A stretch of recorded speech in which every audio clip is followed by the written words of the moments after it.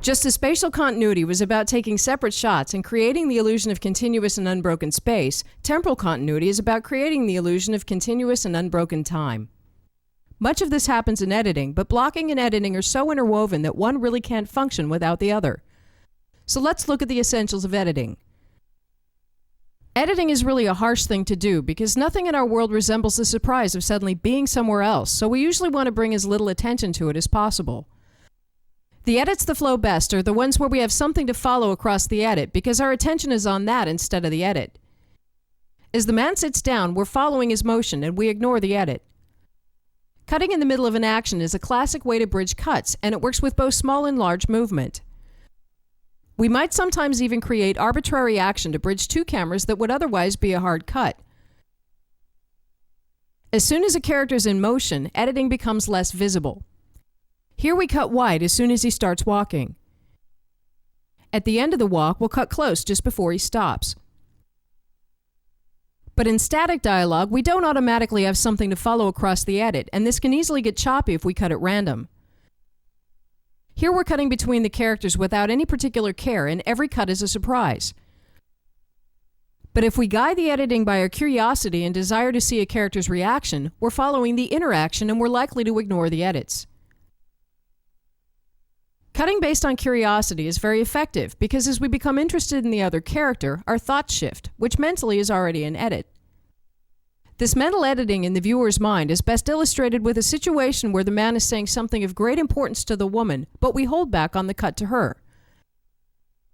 As he keeps talking, we're now much more interested in her, and we actually want the edit. Editing when our curiosity shifts creates very seamless edits because we already think that way. Cutting before or after the natural edit point creates the feeling that we're either ahead of or behind the action. As the man walks to the table, we cut ahead, and he catches up, which creates a feeling of eagerness or knowing something before the characters do. Starting wide again, we'll let him walk over. And cut after the action, which creates a feeling of being held back or knowing something later than the characters. Cutting from a static shot to one with action, or vice versa, has the effect of suddenly speeding up or slowing down the pacing of the scene. Here we'll first start on the man in a static shot and then cut to the woman's walk into the scene. So starting on him, we're at rest. But cutting to her, the pace suddenly scoots ahead, which makes her appear more dynamic than him. Cutting into action usually creates a jolt and can be used for that purpose, for instance, to open a new scene on a high note. Here we're starting on the woman and pan with her into the scene, but suddenly cut to a static shot on the man, which abruptly slows down the pace and makes him appear unmoving or rigid by comparison. When there's no action and nothing to follow across an edit, the cut likewise brings a lot of attention to itself, which can be used intentionally. Here the man is sitting by his desk, and as we cut wide to make him appear lonely, the cut deliberately brings attention to that. In piecing together coverage, we're trying to create the illusion that all cameras are recording the same moment, even though they're shot hours or days apart. It's naturally crucial that what we're shooting is repeatable so that when editing, the characters will have identical postures on both sides of a cut. In this camera, the man is looking straight at the woman. But in this camera, shot later, he's looking into the ground while talking, so we're clearly not recording the same moment. We can only edit when each actor looks similar on both sides of the cut, which restricts the editing to those rare moments, and this can sometimes force us to use a lesser take for continuity reasons. So it's important for actors to know how to do repeatable body movement, and we need to be extremely adamant about getting it right. But if we're working with an actor who simply doesn't have good continuity, it's crucial that we make the choice to either simply edit less or to be absolutely sure to get single shots. In this close-up, we don't know what the woman is doing, so cutting to her, any body posture within reason is believable to have happened off camera. Going back to the man, he could reasonably have tilted his head in the meanwhile. Close-ups can literally save a scene that could otherwise be uncuttable. Cutting movement, we also notice immediately if the action on either side of the cut is at different speeds, which often flies under the radar when shooting. In the first camera, the man sits down fairly fast.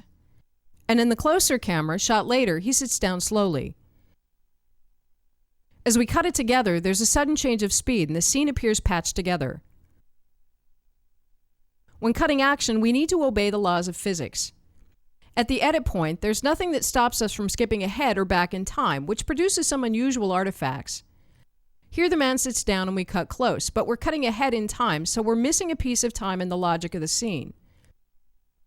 Here the man sits down again, but part of his action is included twice. When we don't obey the laws of physics, the edit immediately brings attention to itself. When the man takes a natural amount of time to sit down, the edit is seamless. But as long as the action is repeatable, we can be reasonably sure that simply covering it from several angles will cut fine. We only need to be sure that each camera is rolling well before and well after the part we want to use, not just to have freedom in editing, but to get the actors up to speed before they're on, and to get any extra reactions. Finally, it's important to cover movement from the same side of the action in each camera, which ensures that the characters are moving in the same direction on the screen before and after the cut. This creates the same spatial continuity as honoring the line, because our left-right relationships stay the same. As we cut, the man's screen direction is left to right in both shots. So for the record, let's put the second camera on the wrong side. The man again walks from left to right. But as we cut, he's now moving right to left, which is a little surprising.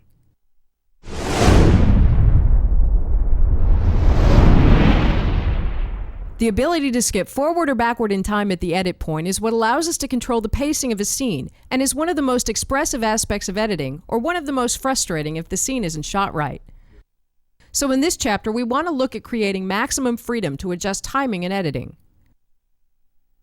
The first freedom comes from having gaps between all lines of dialogue.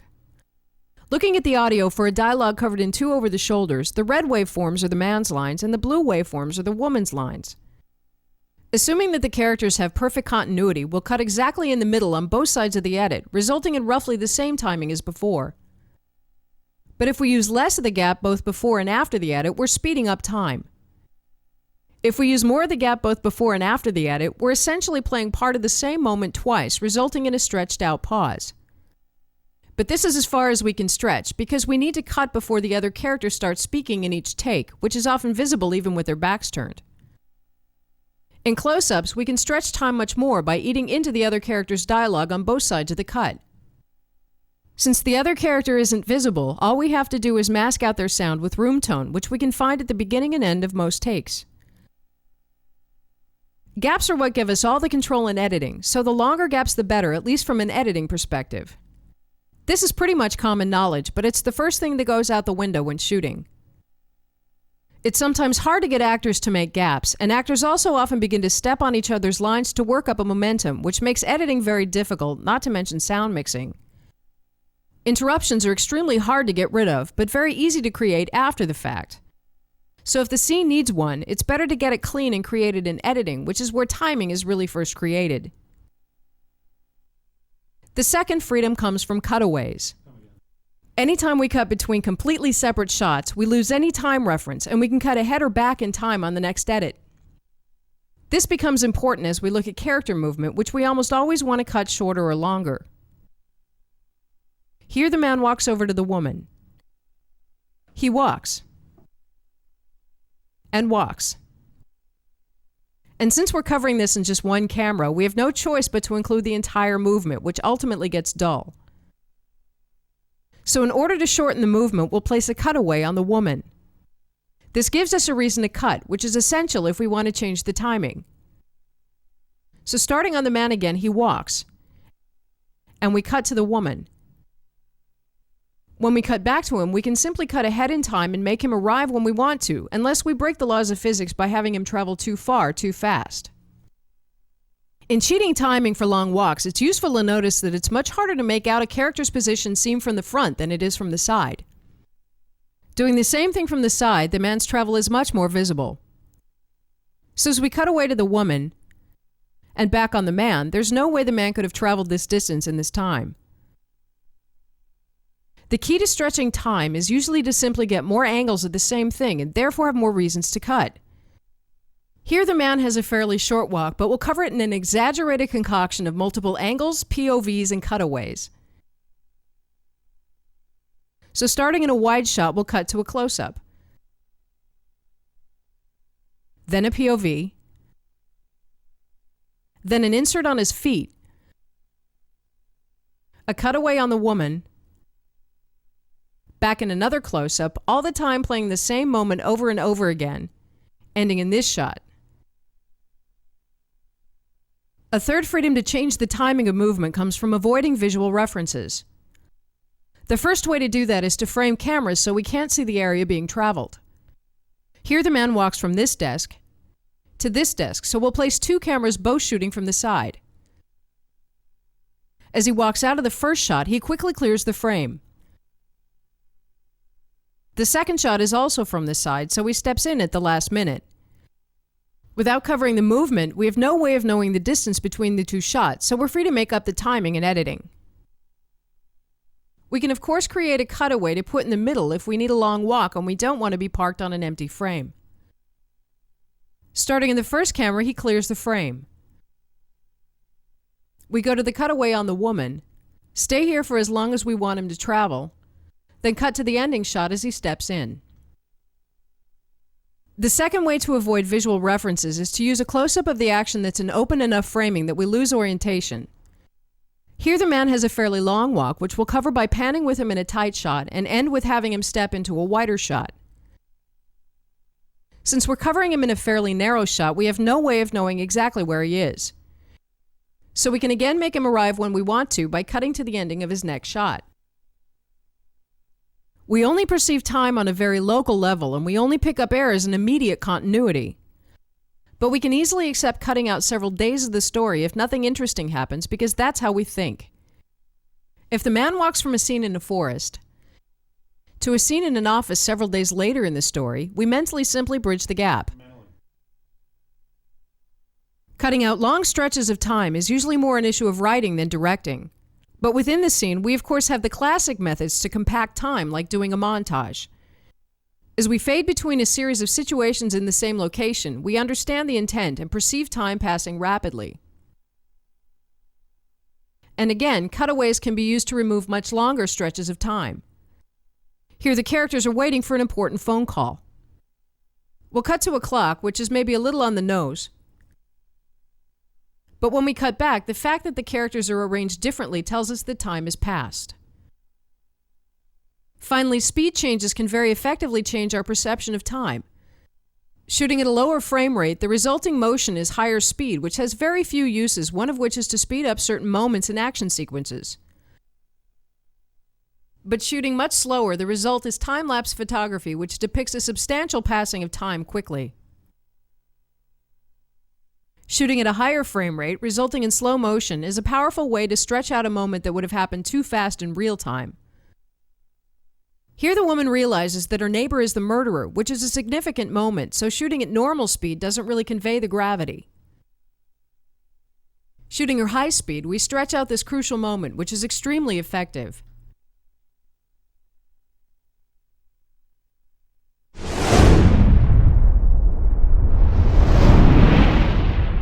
As we begin to work with covering moving characters, let's first look at how to get the maximum mileage out of each single camera. The classic Hollywood way to cover scenes was to do very long takes with almost no editing and have the characters arrange themselves in front of the camera in a sort of theater on film. Creating the framing entirely by how we place the characters is the opposite of how most of us have learned to go about staging, but it's really the most essential method. So assuming for a moment that we only have one camera and we can't edit, we need to put the entire blocking effort into how we arrange the characters. Here the characters need to stop, but instead of having them stop randomly, we'll have them end in a deliberate framing. As the dialogue continues, we'll have the man walk over here. We'll then have the woman approach him, creating a symmetrical framing right in front of the camera. As a third character joins them and ends up exactly between them deeper into the frame, we've gotten an enormous amount of mileage out of this single shot. And we seem to always happen upon good framings by chance, which gives a sense of purpose to the blocking. But the great thing about this is the ability to transform the camera from one shot type to another. Looking again at the first shot, a right-angle master becomes an over-the-shoulder, which is even clearer as he turns. He leaves. The woman walks closer, And we're now a close-up single shot. He walks back in, and we're now a flipped over the shoulder. Even if we don't intend to do long takes like this, transforming a camera to a different shot type lets us use a camera for more than one thing, which is both economical and elegant. So in picking coverage for moving characters, the first thing to look for is ways to have cameras serve double function, and for that let's build a small repertoire of moves that can be used in most scenes. The first is a single shot becoming an over the shoulder. Starting in a single shot on the woman, this is her shot for the first half of the scene. But when the man steps in, the shot is now an over the shoulder. The man is really just stepping into an over the shoulder, but since we didn't expect the camera to also function as that, it seems like a lucky coincidence that the framing works. It also creates the feeling of having more cameras than we really do.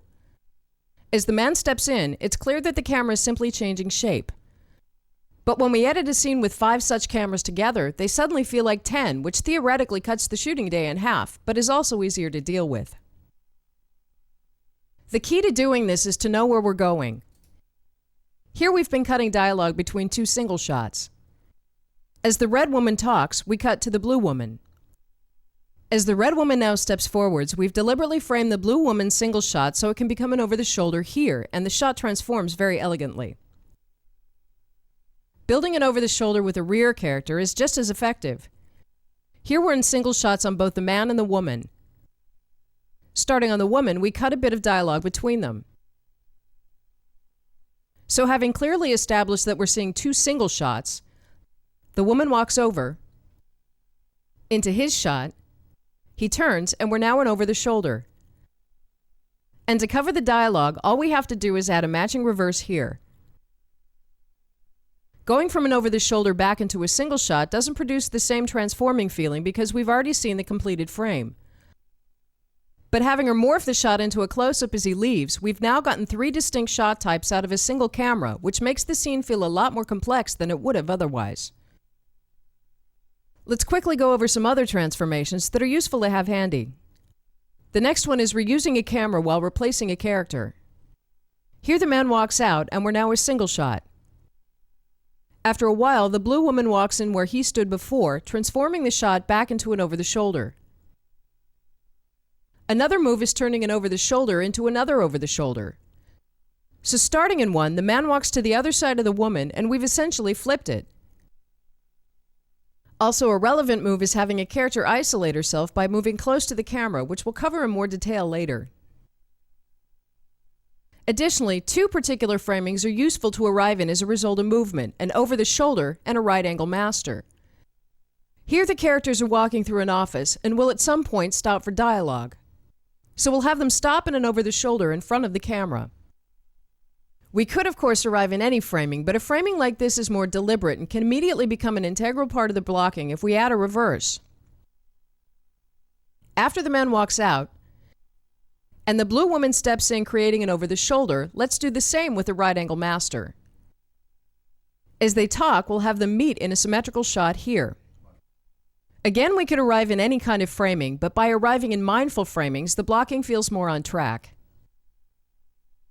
As we do this with more characters, the key is to set up shots for when they contain the most characters, and then have the characters gradually build that frame by walking to their marks. Here the man is standing opposite the woman for the first half of the scene, then walks closer for dialogue with the red woman. So let's set up a 3-shot for the ending first. We'll arrange it as a right angle master with a blue woman in the background. If we now move the man back to 1, this will be our shot on the women for the first part of the dialogue. And this will be our shot on the man. So cutting back and forth, it seems like normal dialogue. But when he walks over, we happen upon an excellent framing here. This works no matter how complex the framing is.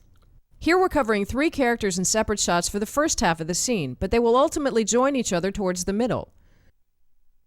So let's set up a shot for that first and have the characters end in this framing.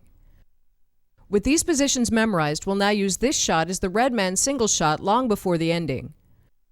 For cutting the initial dialogue, we're going back and forth between the red man's shot, the red woman's single shot, and the blue woman's shot, which is overlapping for spatial continuity.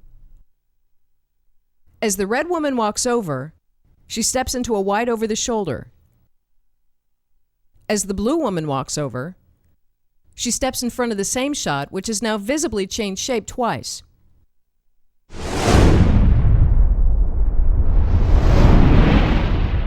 Covering character movement is really about covering all the places the characters stop. This is extremely easy to do and adequately covers the vast majority of scenes. Let's start with a simple situation where the woman walks over to the man. She has a short dialogue with him, then walks out, but stops on her way out, turns for another dialogue, and finally leaves completely. It's usually easiest to start with the most central character positions and then work our way forwards and backwards in time, so let's place 2 reverses and a right-angle master for this dialogue. Before that, this camera works as a single shot on the man, and this camera can cover her initial walk. But let's also put in a camera for where she starts. When she walks out and stops, we've aimed her walk so this camera can function as an over-the-shoulder for this position. Let's put in a camera for before she turns, which will give us a personal view with her in front. After she turns, this camera can function as an over-the-shoulder, but let's also get 2 close-ups, one on her and one on the man. So that took about 10 seconds to plan. We're starting on the woman. The man says something to her.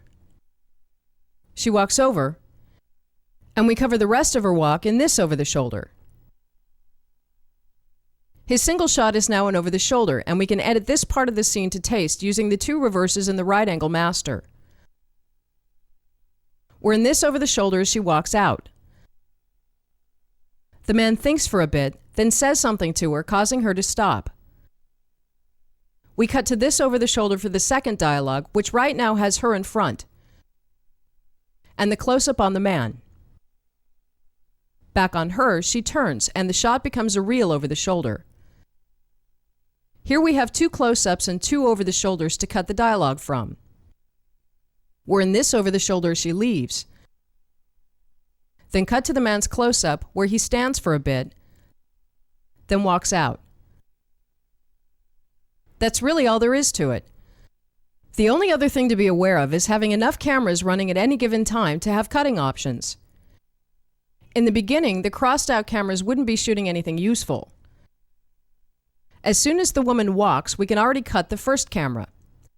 And for the next dialogue, we're editing between the 2 reverses and the master.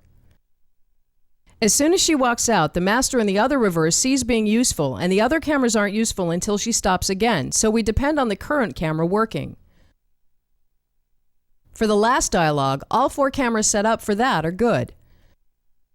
As she walks out, her close-up is quickly empty, but we'll leave the remaining 3 cameras running, especially the close-up on the man, which we planned on ending in. A thing that works well is to frame all stops for when they have the most characters in them, and then allow the characters to gradually build the framing for each stop. In this scene, the man and the woman are having some difficulties in their relationship, and the woman is trying to avoid him. So the rough plan is that she'll walk over here. He will follow, and not getting her attention, he'll walk over behind her. She'll then walk away again, and he'll again follow. The reason we're not being more particular is that we want to stage the scene as 2 or 3 framings that the characters will then move between, so right now we're only interested in the times the framings are complete. At some point in the beginning, both characters will be here, and we'll frame a shot for that. At a later point, both characters will be here, and we'll frame a shot for that. Later again, both characters are here, which we'll place a camera for here. For a last stop, let's go back to the first framing and reuse the first camera. But since the characters aren't moving at the same time, we get the effect of them building the framings. The first shot is complete. But as the woman walks away, she has the next shot to herself, although it's framed for 2 characters. The man also has an incomplete shot, although it's framed for 2. As he walks over to the woman, he steps into her shot and completes the framing. The third camera is right now a single shot on the woman, with space for the man to step into. So as the man steps out of the previous shot and into this one, he completes the framing. She walks back to the first shot, so this is now a single shot on him. And the first shot is a single shot on her, until he walks over and completes the framing. As long as we're not creating any line issues, simply covering the stops and allowing characters to move between them is all it takes. So let's move on to look at why exactly characters move.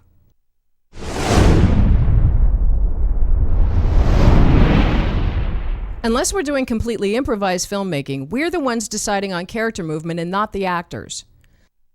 Some of us aren't comfortable having to decide every minute character movement, and some actors also feel restricted by meticulous blocking. But from an audience perspective, well-planned blocking is far more impactful than spontaneous movement, which often produces very random and unexpressive shots. So we naturally need to plan movement that emphasizes the psychology of the scene. One place to get ideas is by watching the rehearsals and notice when the actors feel like moving. But what we want to do in this chapter is build a list of motivations that we can use to write blocking that makes sense without any input. Characters move for the same reasons that people do, and the vast majority of movement falls into these categories: initiative, control or territory, discomfort, becoming more personal, and becoming more private. Initiative is anything a character does with a sense of purpose. First of all, characters usually have very literal things to do in a scene, which are often written in the script. Here the script says that the woman grooms a plant and then walks over to the phone while talking to the man. That by itself dictates where to place cameras and actors and provides a framework to build the rest of the scene from. But just as often, the script says nothing, and if we don't invent some movement, the characters would be standing still. So continuing with initiative, one good motivation for movement is when a character gets excited or passionate about what he's saying. In this scene, a CEO of a huge company is trying to convince his board of directors to approve a merger, something he's very passionate about, which would be a good line to start moving on. So as he gives everybody a pep talk about how this would create one of the largest companies in the world and benefit all of them financially beyond belief, he walks. Another kind of initiative is when a character is curious or wants to find something out. In this scene, she is doing all the talking, but to make it more interesting, we've made the man go to a couple of places in the room to examine arbitrary things. Curiosity clearly motivates movement between the characters as well. After some regular dialogue, the man becomes interested in what the woman is saying, so we'll have him step forwards. The same move works equally well if he's asking a question. Initiative is also when a character makes the choice to change the direction of the scene. Here the man decides to end the conversation, so he begins walking, stopping one last time, then leaves completely. While it usually says in the script when a character leaves, it can be useful to start the process sooner and do it in several steps. Control or territory is about a character taking a dominant position by walking around a room like he owns it, just as animals mark their territory. Here the man in the suit is an unwelcome guest in the other character's territory, but as he walks calmly through the scene, he demonstrates his superiority by claiming freedom to move where he wants and stand where he wants. An effective use for this is to have a character step closer to another character the right moment in the dialogue to seem imposing or threatening. Here the man crosses a territorial boundary and invades her space. On a less overt level, we can use control to add drama or punch to a character's lines. Here the man makes an important speech, and by moving he takes control of the scene, but his purpose is to get everyone's attention and not necessarily to take over their territory. Discomfort is a big reason why people move in real life. When we're feeling uncomfortable, it's like something is gnawing at us, and we want to move to shake the feeling off, or at least avoid standing still. Here the woman is uncomfortable as she's waiting for the results of a job interview, so she moves to avoid feeling and to dissipate the energy. It's easiest to block if we plan to have the character move between a set number of stops instead of moving at random, so we don't have to set up an infinite number of cameras. Discomfort can bring subtle meaning to a conversation. Here the man and the woman are talking, and as he addresses something she may be lying about, she walks over here, which makes her discomfort quite clear. It's very common for people to cover up discomfort with movement that seems to have a purpose. In the shot from earlier, the man could just as well be pretending to be curious about objects in the room, but really be trying to hide his discomfort. Discomfort can also be positive. If a character is very excited or eager, he has a lot of bubbling energy he needs to expend somehow. Here the character has received terrific news, so he can't help but move. Becoming more personal is when a character moves closer to another character to become more intimate, more confidential, or more sincere.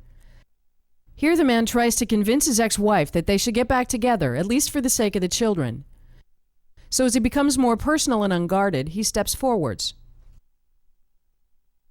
Becoming more personal usually means stepping closer, but it can simply mean making oneself visible to the other character.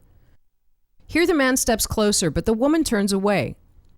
So we'll have him walk over on the other side and into another shot. The woman turns back, and the man steps back into the previous shot again. A lot of scenes have one character trying to become more personal with the other, and designing the movement as a continuous attempt at this can bring action to a scene that doesn't automatically have any. Finally, becoming more private is the opposite.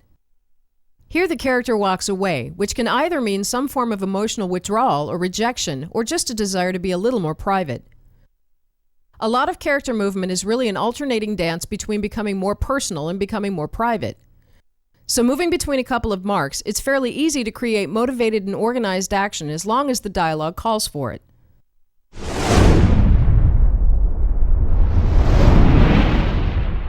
Equally useful is to look at why characters stop moving. Here we'll work with 5 reasons: stopping to end movement, stopping to think or feel, stopping to shift gears, stopping for clarity, and stopping for the camera. As with the reasons for movement, none of these exist in a vacuum and often overlap. Stopping to end movement seems very obvious, but what is meant by that is stopping when the motivations we looked at in the last chapter no longer exist. Here the blue woman is rushing to pack her bags to go see her boyfriend who's been working in a different country, so that would be highly motivated initiative. But the red woman knows that the boyfriend hasn't been faithful and finally breaks it to her. The blue woman slows to a halt, suddenly lacking purpose. Here the woman is moving away to become less personal because the man doesn't want to be open about something. As he begins opening up, she no longer has that reason and stops. Stopping to think or feel is interesting because as soon as something grabs our attention, we forget to move. Here the character is moving from point A to point B, but suddenly remembers something and stops to think. Seen like this, it's almost amusing because it shows how few things we're really able to do at the same time. A classic example of stopping to think is when a character leaves a dialogue. Here the man walks out, but suddenly thinks of something to say or changes his mind about something, so he stops as he considers. Here the woman leaves a conversation, but stops for a moment to feel and reflect on it. Again, as soon as her attention goes inwards into her emotional and mental world, she loses awareness of the physical world and forgets to move. Another example of stopping to feel is when 2 characters are walking and their dialogue suddenly becomes more sincere. So they stop in front of the camera for more personal dialogue. Stopping to shift gears is a momentary stop that happens as a prelude to another movement. If we continue with one of the previous examples, let's say the man hasn't had the courage to express his true feelings. But as he realizes that this may be his last chance, he stops to gather courage. Then turns around and begins to become more personal again. In this scene, the red man has been very overbearing. As he walks out, he's essentially becoming more private. But as one of the other characters yells an insult, he stops to shift gears, then turns around and walks closer to appear threatening, which is motivated by control or territory. We're really just doing 2 movements back to back, but inserting a little pause to break it up emphasizes the change more. In this scene, the woman is busy with legitimate purpose, so the movement is based on initiative. Suddenly, the man begins asking questions about something that makes her wonder if he knows a certain secret, so we want to switch to discomfort. The extra pause as we shift gears says it all.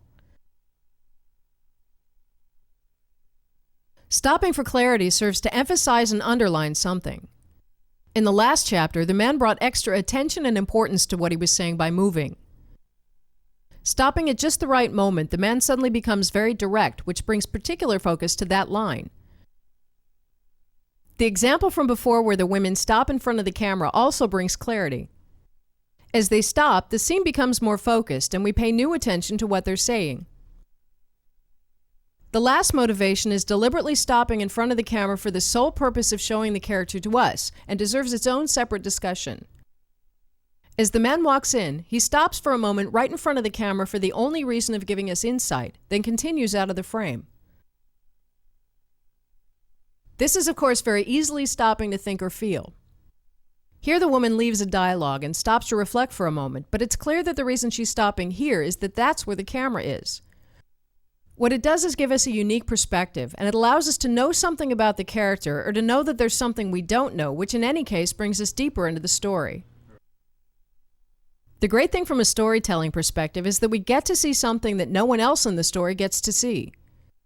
In a corny but effective example, a government building is under heavy security to protect against aliens disguised as humans. As a Secret Service agent walks past us, he stops, there's a red glow in his eyes, and we suddenly know something the characters don't, which does a great job at drawing us in. Last but not least is a simple reaction shot where a character stands for a moment at the end of a scene. Here the man has had a conversation with a woman, who then walks out. The simple fact that he stands for a moment turns it into a thinking or feeling shot, and there's no need to act it or be heavy-handed about it. A variation that's just as useful is to have him walk out after a moment of thinking or feeling. Again, the woman walks out.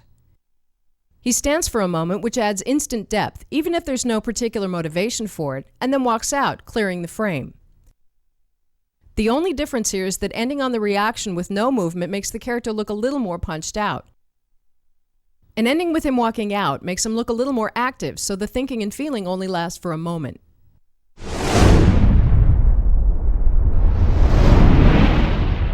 At this point, let's stage a scene to try out the motivations from the last two chapters. This scene is between two attorneys, Jennifer and Damien, who used to be dating but are now just working together on a case. Damien's ego is having a hard time with the fact that Jennifer is seeing other people, but he's not the kind of person who admits defeat, even to himself. The script can be downloaded from hollywoodcamerawork.us/downloads.html. Let's do a read-through. Jennifer is busy looking for the deposition. So, where do you go from here? I get a subpoena to make them cough up, and I'll be back in court before hot pants in the morning. Jennifer, are you sure you're... Never mind. No, tell me. Well, your fantasy. You're still thinking about that. You know, you're not in it. Anymore, anyway. That's not where I was going. Where were you going? Jennifer. Jen. Can I still call you Jen? The thing is, it's really great when a person has a healthy fantasy life and is really in touch with her or his dreams. You know, it shows depth. $5 if you can spell that word. But just so you know, I'm not judging you or anything.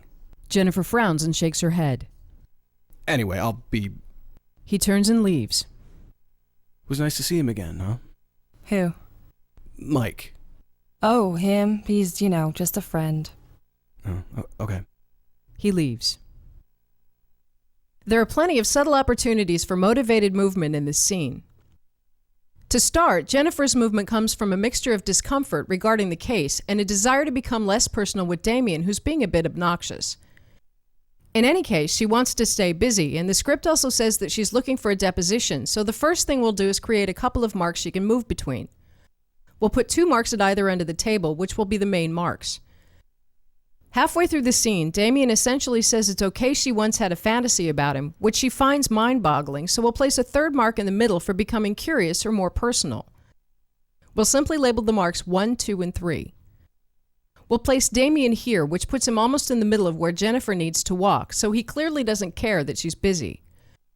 He only has 1 movement towards the end where he walks out, but stops to shift gears, so that's 2 marks. Next, let's cover the stops. We'll start with a camera on Jennifer with Damien in the background. For covering Jennifer's movement between marks 1 and 2, we can pan this camera to transform it into a flipped over the shoulder, which we'll cover in more detail later. We'll cover Jennifer's 3rd stop with a camera here, which we're placing like this to avoid a line problem, which we'll also look at later. Back on her 1st stop, let's also place an internal shot on Damien, which we can again pan to make work for Jennifer's 1st and 2nd marks. This camera is in her path, so she'll have to move behind the camera for that take, which is fine as long as his eyeline is the same. Towards the middle of the scene, where Damien's long line shows that he's completely misunderstood the situation, this is the mark she'll walk to out of curiosity or becoming more personal. So let's add a close-up here. As the scene draws to a close, we'll have her walk back to the first mark, which is the best covered mark. This is where Damien walks out and stops to think or feel or shift gears. We'll cover that in the same close-up as before, but let's add a matching internal reverse on Jennifer.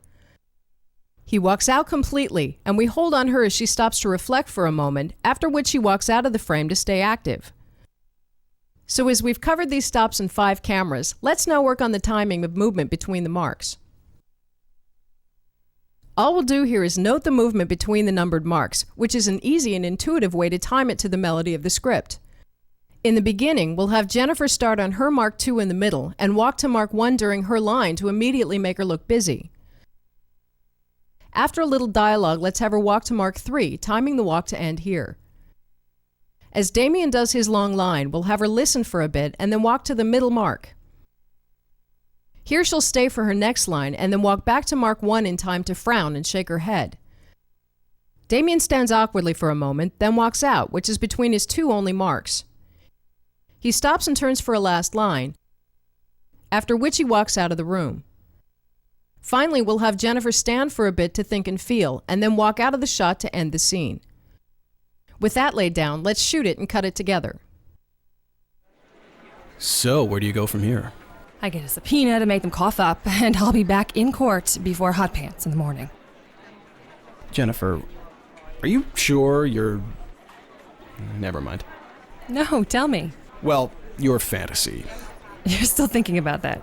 You're not in it anymore, anyway. That's not where I was going. Where were you going? Jennifer. Jen. Can I still call you Jen? The thing is, it's really great when a person has a healthy fantasy life and is really in touch with her or his dreams. It shows depth. $5 if you can spell that word. But just so you know, I'm not judging you or anything. Anyway, I'll be... It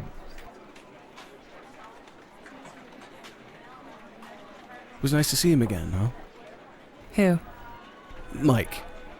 Oh, him. He's, just a friend. Oh, okay.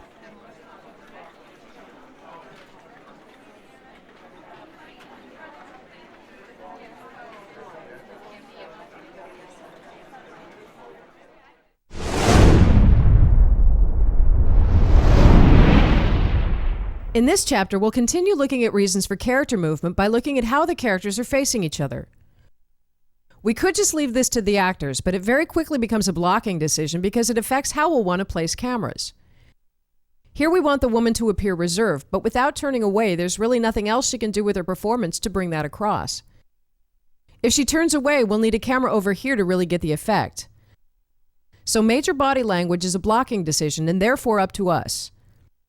The problem is that many of us feel awkward setting up shots like this because it's very melodramatic. A melodrama is a drama with exaggerated emotions, and in real life, this kind of body language is clearly over the top, but in blocking, it's one of the most powerful means of expression. So the primary purpose of this chapter is to make it okay to be melodramatic and theatrical, because it's still the most effective way to show emotions. The way we'll look at the direction a character is facing is to see it as varying degrees of intimacy, honesty, and power. Starting with intimacy, the woman is facing the man, so she's being 100% intimate or open or available. As she turns a bit, she withdraws emotionally a little. And if she turns away, she's being completely closed and unavailable. This obviously works great if a character for whatever reason wants to be more private, but another benefit is that if we're outside the dialogue, she's still allowing us to be identified with her, which gives us personal and private insight. This is also great for making a character appear detached or arrogant. Throughout this scene, we'll place the man at a right angle to her, so he never lets her connect with him. This could be a rejection, but it also could be that he doesn't want to appear to care. If we cover this in over the shoulders, he's also standing sideways to us, so we get the same impression. But if we cover it in right-angle cameras, we're getting a completely personal view in one of the cameras, while he's still detached seen from her vantage point. Honesty is similar in that facing another character directly is the most revealing and makes it very hard to keep a secret. But as the man turns even just slightly, his body language shows us that he's less than truthful and therefore less willing to face her. Obviously, we're able to override our body language intentionally, but if we're not paying attention, dishonesty or insincerity will make us turn slightly away. As he turns away completely, he clearly has something to hide, but we're not making a judgment about what it is he's hiding, just that he is. So the body language is the same, whether he's hiding an evil scheme, hiding his true feelings, or is ashamed of something. Power is a little more complex because it can be used two opposite ways. The first is again that when a person is facing another head-on, the body language shows the most confidence and power. If the woman is a strong and dominant character, the man will tend to turn slightly to the side to show that he's not challenging her territory. So being direct equals being powerful, and being less direct is less powerful.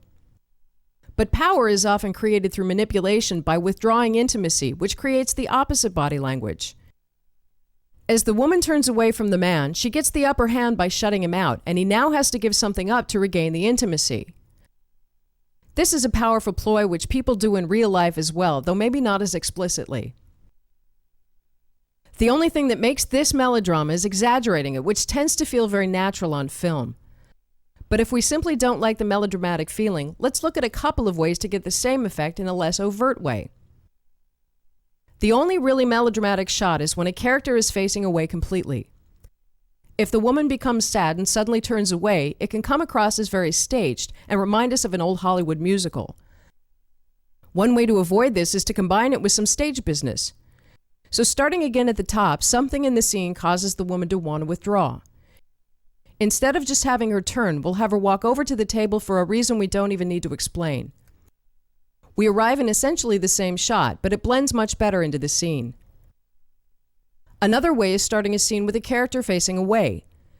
Here the woman walks in, finding the man facing away. Since we're not seeing him turn, it doesn't call as much attention to itself and is a plausible way for him to happen to be standing.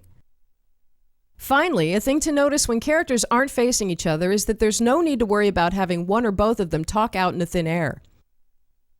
If we looked at this objectively, the man would actually have to talk louder to be heard. But from within the scene, their dialogue is connected through the story, which creates an intimate atmosphere even with distance between them, so they can both speak normally.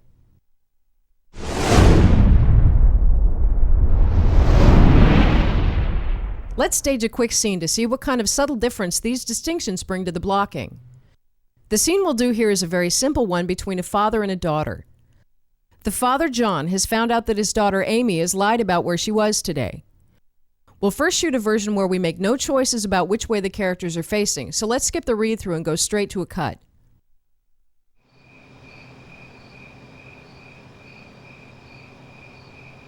The school called. They said you never came in. What a bunch of liars. My ankle got twisted in gym and I was late for one class. You seem to be doing fine now. Did Mrs. Tweed call? How can you believe her over your own daughter? You used to be such a nice little girl. I could always believe anything you told me. Now I don't know what to think. Amy, are you even paying attention? Yeah, sure. Why don't you feel you can tell me what's going on? I'm sure I can understand it, whatever it is. Okay, Dad. Come on, treasure, you can tell me. I'm not your treasure, okay? I'm not your gem. I'm not your jewel, all right? And you don't understand anything, Dad.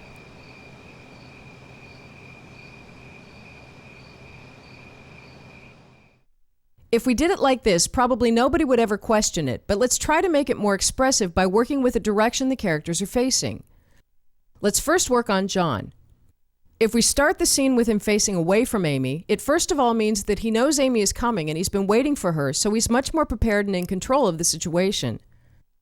By facing away, he's also punishing her by withdrawing his intimacy. On the line, "You seem to be doing fine now," let's have him turn to face her head on. He's now being completely direct with her, and we're really going from one form of power to another. Next, we'll work on Amy. Throughout the scene, John is questioning whether or not she's telling the truth. So she'll not want to face him head on because that would be too revealing. But in the beginning of this scene, John is facing away from her, so she doesn't need to turn away in order to hide. When John turns directly towards her, let's have her pretend to be confident and honest by continuing to face him directly. But since she knows she's lying, let's have her gradually turn to the side to be less revealing. However, at the end, when John calls her a treasure, it's easy for her to be direct because it's the truth that she doesn't like that name. If we now set up the cameras as before and shoot 4 full takes, we can make all other choices in editing.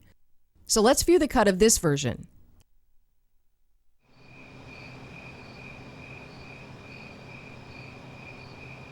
The school called. They said you never came in. What a bunch of liars. My ankle got twisted in gym and I was late for 1 class. You seem to be doing fine now. Did Mrs. Tweed call? How can you believe her over your own daughter? You used to be such a nice little girl. I could always believe anything you told me. Now I don't know what to think. Amy, are you even paying attention? Yeah, sure. Why don't you feel you can tell me what's going on? I'm sure I can understand it, whatever it is. Okay, Dad. Come on, treasure, you can tell me. I'm not your treasure, okay? I'm not your gem. I'm not your jewel, all right? And you don't understand anything, Dad.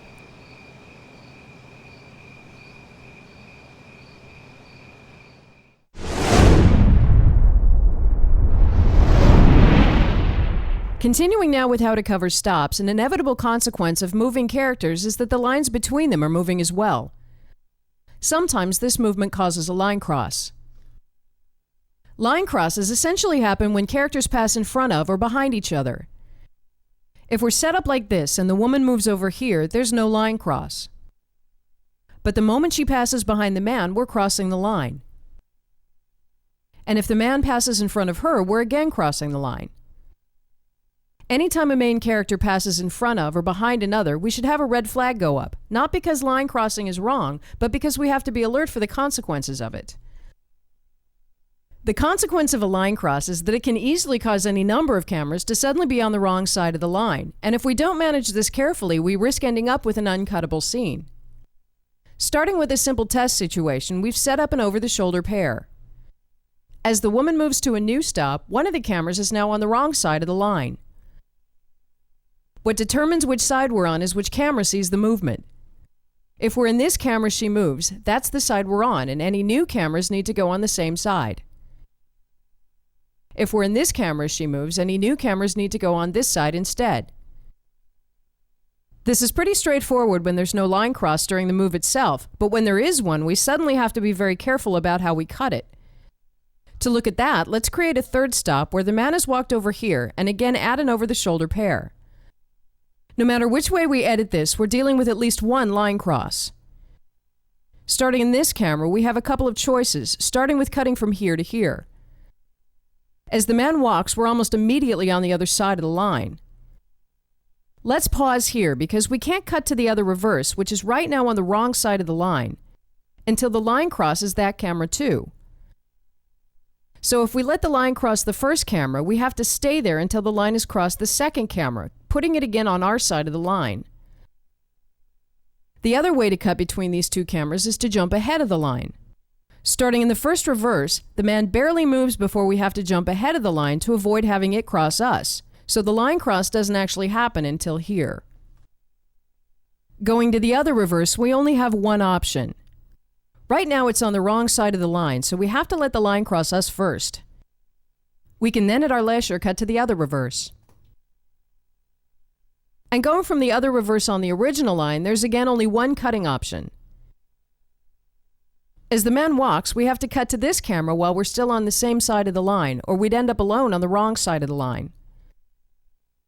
So let's cut all 4 versions together to see which ones work better.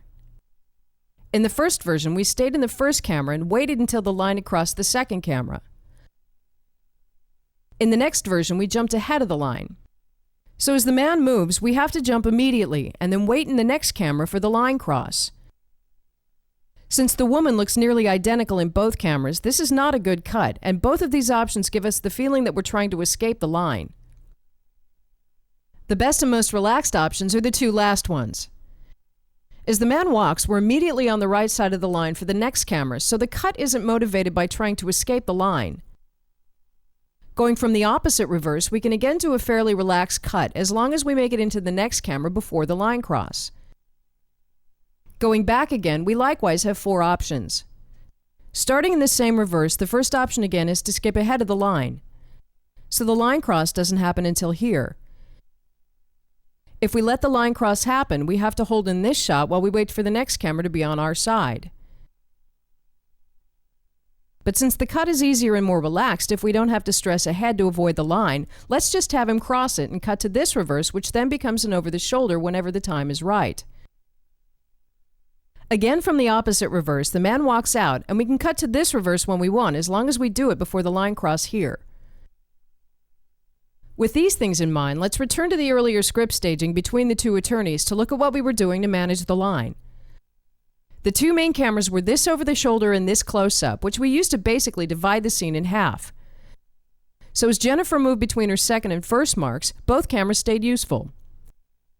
For the part where Jennifer needed to walk from her first to her third mark, we deliberately set up these 2 cameras close enough together that as soon as she caused the line cross, we would have a valid camera to cut to.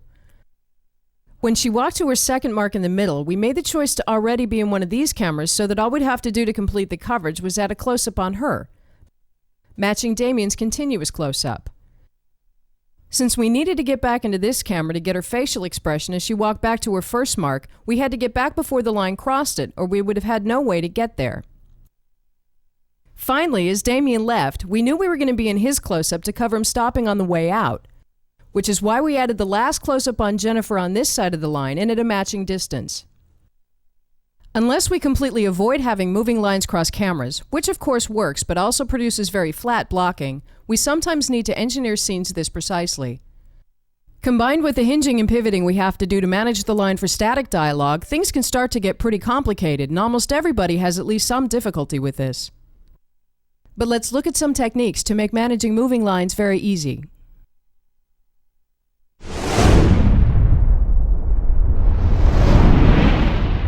By far the easiest way to manage the line with moving characters is to simply follow the line around the scene and place cameras based on which side we believe we're on at each particular time.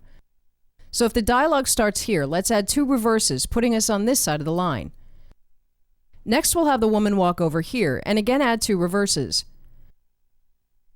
As she moves, we either have to be in this camera, in which case we can cut to this camera when we want, and to this camera as soon as the line has crossed it. If we're starting her walk in this camera, we have to cut ahead of the line before it crosses us, or we'll end up on the wrong side. Then the man walks over to her, and for that we'll place a 2-shot here. For getting into this camera, we'll have to be in this one for the walk.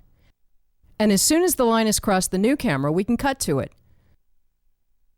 Finally, let's have the woman walk over here, for which the line stays virtually the same, and let's add a camera of similar size and angle as this one for dialogue. So even though the line is zigzagging through the scene, this is very easy to deal with. For her walk, let's be in the camera that needs to cut ahead of the line. Just before she passes behind the man, we'll have to cut to this reverse. But we'll have to wait with cutting to the matching reverse until the line has crossed it. As the man walks over, we'll want to cut to the next 2-shot, which we can do as soon as the line is past it, so the man is to the left of the woman in both shots. And as the woman walks to her third stop, we've set up this camera to match the man's camera, which has now become a single shot, so we can cut the remaining dialogue between these 2 shots. Another method that can make dealing with moving lines easier is to stick to a major coverage angle. If we choose to generally cover the scene in this direction, what we'll do is always place cameras on the side of the line that's facing towards us. So for the first stop, the cameras go here. As the woman walks over here, we'll again place a reverse pair on our side of the line. Finally, as the man walks over here, we'll put in another reverse pair, also on the side of the line facing the major covered side. We can do this without engaging in heavy thought, and it usually ends up cutting well. After starting on the man, the woman walks, and we go to this reverse, which she steps into and completes. Continuing the dialogue with a reverse on that line, we go back to the over the shoulder from behind the man. He walks, crossing the line immediately, and we cut to this over the shoulder, which he steps into, and the other reverse to finish the dialogue. Sticking to a major coverage angle becomes especially important when the characters are far away from each other, which can make it hard to figure out exactly which side of the line we're on. In this scene, the characters start out away from each other, after which the man walks over here. So let's make a common mistake and set up 2 cameras like this, which by itself honors the line. But then pan with the man as he walks to a second mark. If we draw in the line, we've now ended up with 2 cameras on opposite sides.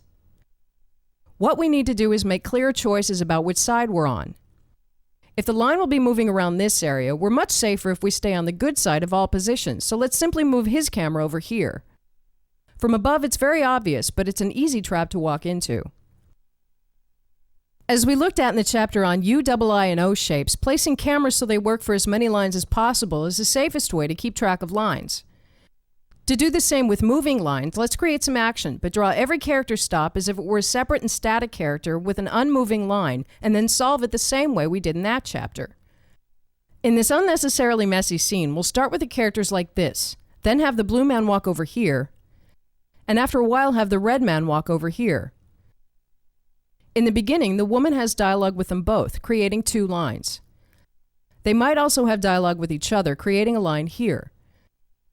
After the blue man has walked to his second mark, he again has dialogue with them both. For the stop where the red man has walked over to the woman, he'll of course have dialogue with her, and the blue man will add some comments. Treating each stop as a separate character, let's put in cameras starting with an internal shot on the woman, which will sandwich in between these 2 pairs of lines, so it'll basically work throughout the scene. Let's add 2 close-ups for each of the men at their first stops, and an external reverse pair to cover the first half of the scene a little wider. As the blue man has walked over here, we're more interested in these lines, so let's add a close-up here. The woman's close-up keeps working, and we can cut dialogue between the men with these 2 cameras, although the angle gets a little strained. When the red man has walked to his second mark, we're now only concerned with these lines. As with the blue man, we'll add a close-up on the red man, and a wide shot to function as reverse, while the woman's close-up works the same. That's it, and the only other thing we'll do is take the 2 close-ups on the blue man's stops, which are single shots from almost the same location, and combine them into a single camera that pans. As he walks, we'll still get the 2 shots we need and have his movement covered as well. So to quickly cut this together, let's start in this 3-shot. Then go to the close-up on the blue man, the close-up on the woman, and the close-up on the red man. For more personal dialogue between him and the woman, we'll cut between this reverse, which is a 2-shot, and the 3-shot. The blue man walks, and we pan with him over to his next stop, where the woman's close-up is still good. She turns back to the red man. We go to the reverse 2-shot again. The man walks, and we cut to this reverse for his arrival, which we can relax about because we're on the good side of the line throughout. To finish the dialogue here, we'll use this camera, the blue man's close-up, which was now the result of a pan instead of a locked camera, the close-up on the woman, and the close-up on the red man. So by placing phantom characters at each of the stops and then covering it as if it were static dialogue is very straightforward. A thing we did in the last scene that's worth looking more at is sandwiching cameras between lines. One would generally think that cameras placed in the middle of the scene would create more line problems, but they often end up working for both sides of the line. In this scene, the man will walk over here, so we'll sandwich the close-up on the woman between the 2 lines, and add a couple of reverses on the man. So starting in one of those reverses, we're in the close-up as the man walks to his second stop. With her camera between the lines, it works for both sides. This would also have solved the situation from before with the characters away from each other. If we'd drawn in the lines, we could have placed a single panning camera on the man and sandwiched her camera between the lines. The last thing we'll work with is to avoid what we'll call sweeping lines. To look at that, let's first look at a character moving between 2 points covered in 2 cameras. As he walks out of the first shot, he simply walks into the second, and we're fine because his walk creates a line here. But if we bring in a second character, we're suddenly dealing with a line going this way, and no matter how we set it up, we're going to have line problems. As the man walks out of the first shot, there's an immediate line cross and we're on the wrong side.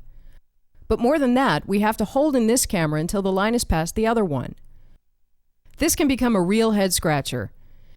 If we try to better it by moving the first camera out here, we eliminate the first line cross, but we're still forced to hold in this shot until the line crosses the other camera.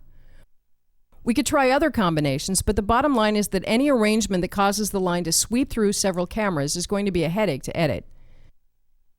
If we return to the first script staging, we had Jennifer moving between these 2 points, and we could easily have wanted to simply do 2 over the shoulders, one here and one here. If we'd set it up like that, we would have had a long gap in her walk with no editing options. So what we did instead was modify the camera for a second stop to get them close together, giving us a camera to cut to immediately. As she walked out of the first shot, she could immediately step into the second, and we wouldn't have to wait for a line cross to finish. In order to work more with managing moving lines, we need some real situations, so let's hold for now and deal with it again on Volume 5 and 6.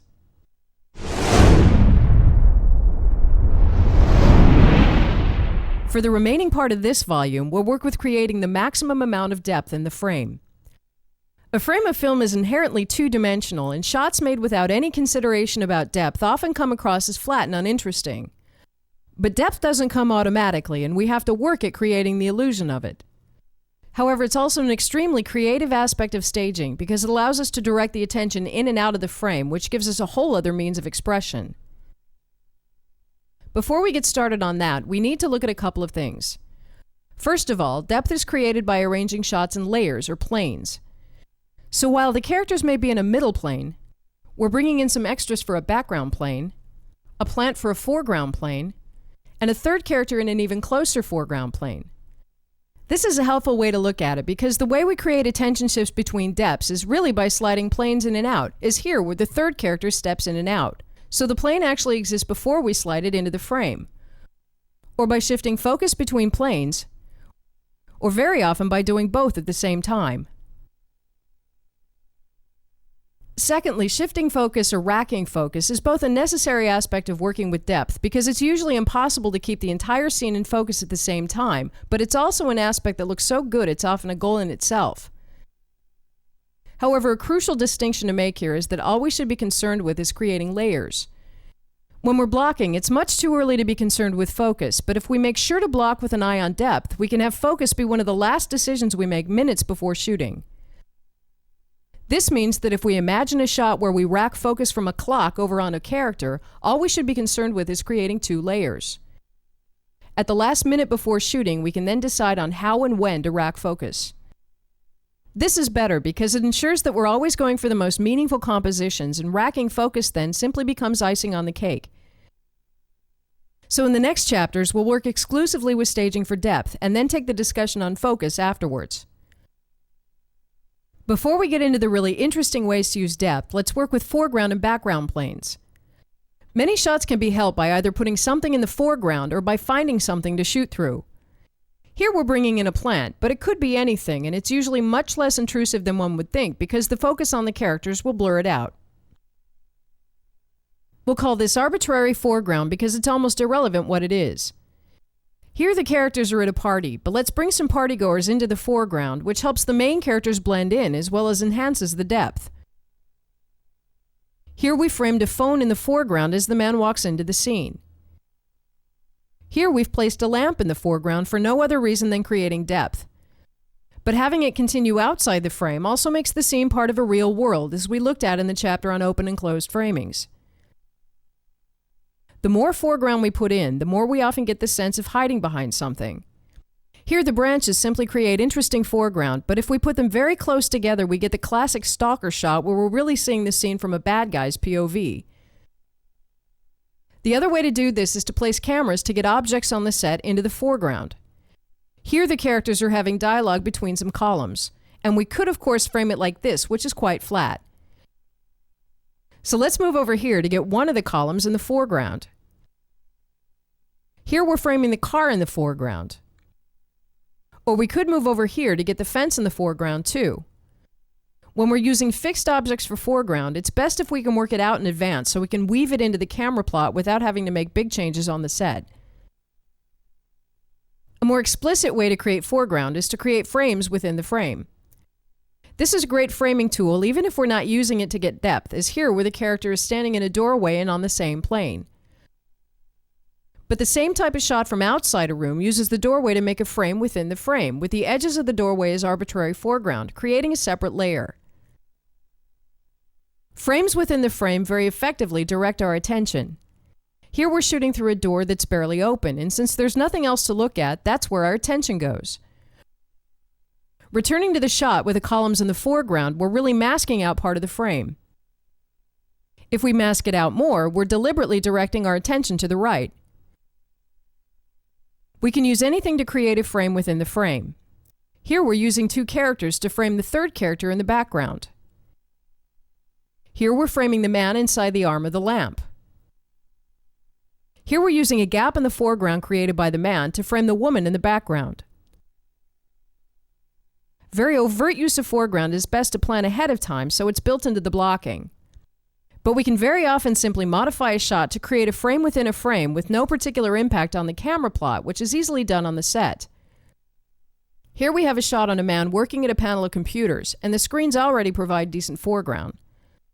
But without really changing the blocking, we can instead frame the shot between the two screens, creating a frame and directing our attention towards the man. The last kind of foreground we'll look at for now is moving foreground. If we're shooting dialogue between the characters, it's very easy to create a plane of extras that occasionally pass through the shot and bring added depth. This really works the same with background, so if we start that plane moving too, we now have 3 layers of depth, 2 of them arbitrary. Whether it's foreground or background, it can be very effective to include extras in the blocking as if they were main characters, except that they have no function. To do that with foreground, the 2 men will have dialogue deeper into the scene, but we'll place an arbitrary character out front, which gives both depth and ambience. So the shot is framed to include her, even though she has no function in the scene. However, when we're placing a well-framed arbitrary character close to the camera, we often seem to imply a meaning and significance that might not be there. But as background, it's very decorative to incorporate extras into the blocking and use them to fill in gaps in the framing. Here we've set up for 2 character dialogue, and with that down, let's bring in a couple of extras as part of the framing. We've already been doing this habitually, as in this scene from Temporal Continuity where the woman walks in and we cut to the man's shot where we've built 2 extras into the framing. Or in this shot from the same chapter where the man steps into the shot. Or in this shot from Expanding and Contracting Time where we pan with the man as he walks in, having deliberately placed the extras in the background as part of the framing. This, of course, works just as well with props. In this shot from Motivations for Stopping, the woman leaves the conversation but stops on the way out. We've placed the piece of furniture in the background to fit with her stop to get a more deliberate framing. This is very easy and can be a late decision because after having set up the shot we want, all we have to do is begin decorating the frame to make it perfect. Lastly, we might not always have control over the background itself, in which case it makes sense to frame for the most pleasing part of it. In this scene, we're framing for the ocean, and the subtle movement from the waves will add a nice level to the shot.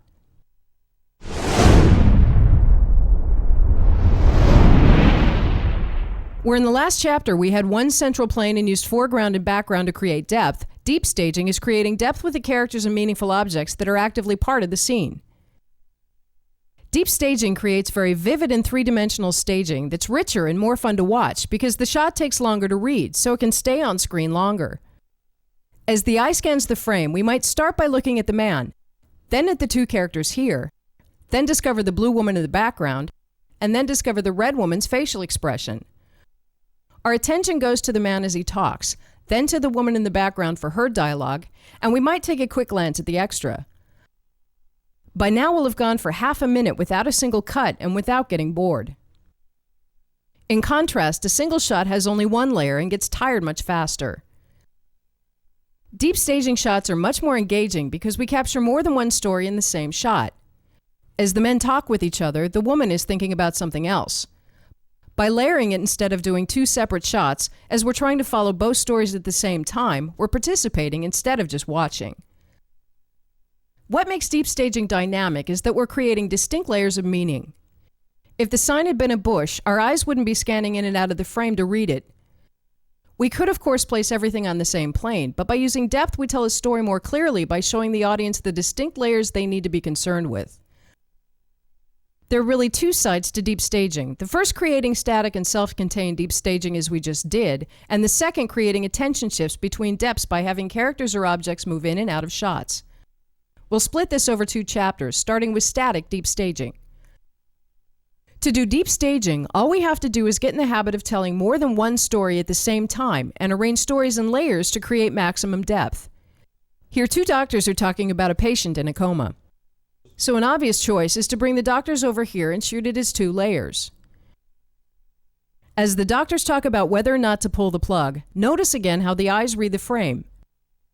This is extremely effective, and with just 2 layers, the shot is more than twice as compelling. Even more so as the man suddenly lifts his head. He sits up, and our attention is torn between the layers until the doctors finally see him moving and turn in amazement, after which most of the attention is on the back layer. In the meanwhile, we've completely forgotten to edit. The more we separate layers with distance, the more distinct the layers become. Here the characters are lumped together on the same plane, and at some level we perceive them as one character or one unit. With the woman out here, we don't necessarily feel that the characters are more distant from each other than before. But we feel their emotions much more individually, which creates more tension or juxtaposition within the frame than if we'd done 2 separate shots, and is far more interesting. However, the thing about deep staging is that even if we don't have several obvious stories to combine, simply staging like this actually creates them just by the fact that we're including multiple things in one shot. Most scenes can first of all be modified to deep staging type shots simply by how we frame cameras. A useful habit is to always look for ways to include characters in each other's shots at varying depths. As soon as we get the red man in the background of the blue man's shot, the shot has 2 layers. Unless the red man is completely frozen, we're automatically getting 2 stories just by the fact that he's standing there and reacting to the scene. Again, over here, the red woman is talking to the blue man, but let's frame the shot to include the blue woman in the background, and also position the extra to conveniently fill the gap in the frame. As we cut the dialogue, each shot is far more dynamic and complex. This, of course, works the same with getting other characters into the foreground, as in this shot, which is primarily the woman's shot, but includes the other character in an open framing. Another way is to place other characters in gaps in the frame, the same as we've done with extras. Here the main dialogue is between these 2 characters, with the blue woman occasionally participating. So to pick a mark for her, we'll place her in the gap in the frame. This is also what we did with the doctors, except the shot was a right-angle master, but the placement of characters in the empty space was the same. On a larger scale, a useful way to look at this way of staging is as painting the frame with characters. Here the central characters are seated around a table, and we need to find a way to position all the supporting characters and extras which are currently standing haphazardly. So to again stage by filling gaps in the frame, we'll move the blue man over here, the blue woman over here, these 2 extras over here, and this extra over here. Likewise, in this shot, we started with the central characters in the front and positioned the blue characters at varying depths to fit with the gaps in the frame. A third deep staging technique, which is perhaps the most 3-dimensionally vivid, is staggered staging. It's based on the centuries-old idea that an S-shaped curve weaving into the depth of the image creates a very pleasing composition that comfortably guides the eye. How this translates to the same effect by arranging characters in a staggered or zigzag fashion. Just as in the picture from before, the S-curve guides the eye into the frame and also does a great job at creating depth. This scene is mostly theoretical and may be a little on the nose. But used like this, the staggered placement of characters creates a very deep and elegant composition. The fourth technique for setting up deep staging comes from the idea that the space closest to the camera is the most private or confidential. Placing a character here allows us to identify much more with her than the others, and it can be useful to set up shots for that specific purpose. Anytime a character is within this area, we get a personal and private view. If we're with a team of bank robbers preparing a heist, and we know that someone may be an informant, having the red man walk over here where only we can see his face.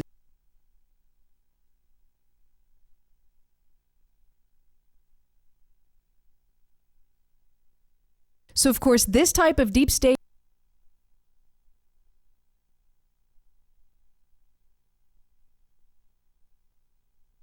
nobody is really supposed to see.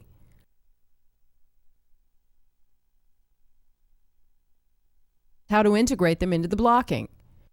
Usually a scene will have only a couple, and because they're the most complicated, they need to go in first.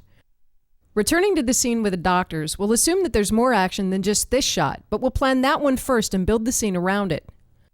Before that, we'll have the blue man prepare some instruments on a small table, so we'll set up a single shot for that. Let's have the woman start over here, facing away, and set up a second deep staging shot with him in the far background. While they're in these positions, the first deep staging shot only contains the patient. We'll have the man be the first to step into that shot and cut some dialogue between these two cameras. As the woman also steps into that shot, this is now our only camera. As the patient suddenly wakes up, we'll have them walk over to the bed, and a little later have the woman walk over to the desk to call someone on the intercom, for which we'll put in a phantom character in order to frame a staggered deep staging shot like this. Before she walks to the last mark, this shot is a two-shot on the men, so we'll put in another camera to mirror, pivoting on the patient. This really shows how easily deep staging creates sophisticated blocking. Starting on the man in a coma, we cut to the blue man as he prepares to pull the plug. The woman is facing away, so she's presumably having second thoughts. The blue man walks over and stops in a half-complete right-angle master. After some dialogue here, the woman walks over, completing the original deep staging shot. As they talk, the patient suddenly comes out of his coma, creating two stories in one frame. They see him moving and rush over. And we cut to this shot as the blue man steps in. Pivoting on the patient, the woman walks over to the intercom, turning the previous shot into a staggered deep staging shot, which seems like a lucky coincidence. When she's done, she walks closer, still filling the gap in the frame. So that's an enormous amount of mileage from just 5 cameras. Another very clever aspect of deep staging is placing characters or objects in the background or foreground before they're needed. We've already been doing this a couple of times, and what it does is again create the perception of a lucky coincidence. Here we're having dialogue between the red characters, and the woman in the background doesn't seem to be a part of the scene, but just an extra. Back in the first reverse, the blue woman suddenly turns and joins the dialogue.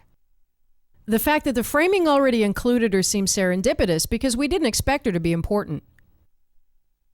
Doing the same with foreground, here 2 detectives are scanning a crime scene looking for evidence and trying to find something they can dust for fingerprints. Suddenly the woman discovers the soda cans, then the man, and they both walk over. Already having the soda cans in the foreground creates the feeling of a scene that knows where it's going and enhances our sense of being told a story.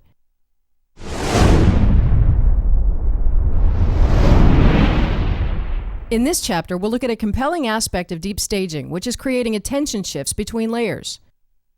When objects or characters move in and out of shots, our attention suddenly moves to that new level of depth, creating a vivid 3-dimensional experience. These shifts grab our attention, they create a great sense of production value, and can be a real showcase of directing ability.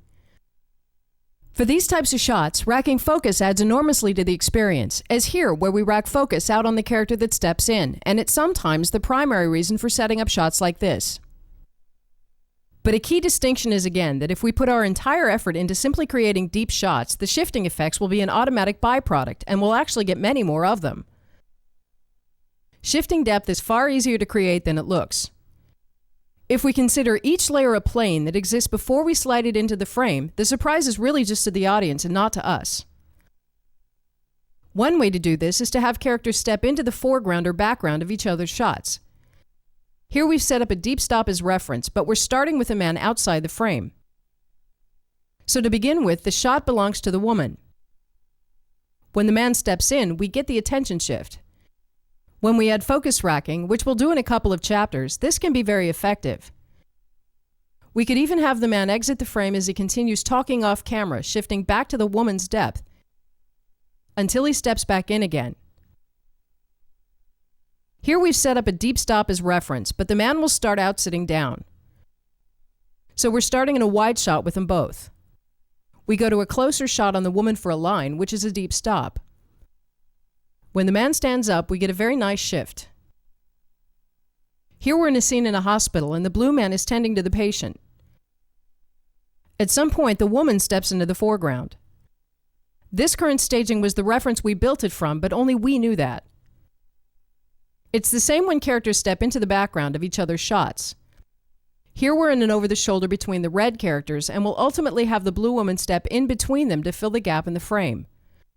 For her first mark, we'll add a single shot. But starting in the over-the-shoulder, the shot is just the two red characters. We cut to the blue woman's single shot, she walks out, and we cut back to the over-the-shoulder, where she steps in, creating a shift. Another technique is to create deep inserts. Here the man is holding a pendulum, and to get an insert of that, we might as well get the woman in the background. So starting in that insert, we'll assume that the background is out of focus. As the man lifts the pendulum up, sliding that plane out, our attention goes to the woman. If this is instead where we start, our attention goes to the pendulum as he lowers it into the frame. One more technique is to create deep reveals. Here we assume the man is the only person in the shot, but when he walks out, our attention goes to the woman in the background. This works even if the background is just the set. As the man walks out, our attention still goes deeper into the frame as he clears it. All these shifts are effective, and it can make sense to set up shots for that reason alone. But we can actually create them as an automatic byproduct of deep staging by setting up as many deep stops as possible and then simply let the characters move between them. Here we'll create the first deep stop with the man in front of the woman. For the next deep stop, the man has walked over here, and we'll create a shot with the blue man in the foreground. Over on the woman, we'll create a stop after she stood up, framed with the extra in the background. She walks over to the red man, and we'll frame a right-angle master, prepared as a deep stop for when the blue man steps into the middle of it. With each of the stops set up to be deep, it's really just the editing that decides whether we get to see the shift. Starting on the shot on the woman, the red man steps in. He walks out. We cut to the shot on the blue man, and the red man steps into the background. For the stop where the woman stands up, we'll start it blank with the extra in the background, and let the woman stand up into the shot. She walks out, and into the shot by the red man, which is not deep in itself, until the blue man steps in, causing another shift.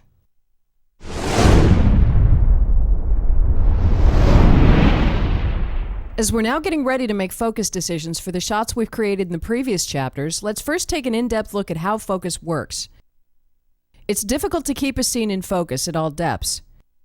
Instead, there's an area at a certain distance from the camera where objects are sharp, which is known as the depth of field. Objects closer to us or further away become increasingly blurry. Depth of field is not just a choice we have to make, it's a choice we'll want to make because selectively focusing on one object in the scene makes that object stand out and is a very effective storytelling tool. This makes depth of field a directing choice, and in order to make the best decisions, it's useful to know exactly how light ends up on film. The simplest camera is what's called a pinhole camera and goes back hundreds of years. Here there are no lenses or anything else camera-like, but simply a box with a piece of film inside and a tiny hole. When the hole is uncovered by moving the shutter out of the way, it's the only passage of light onto the film.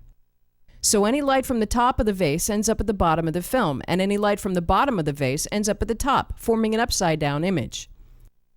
With a pinhole camera, depth of field is nearly infinite because the hole is very small.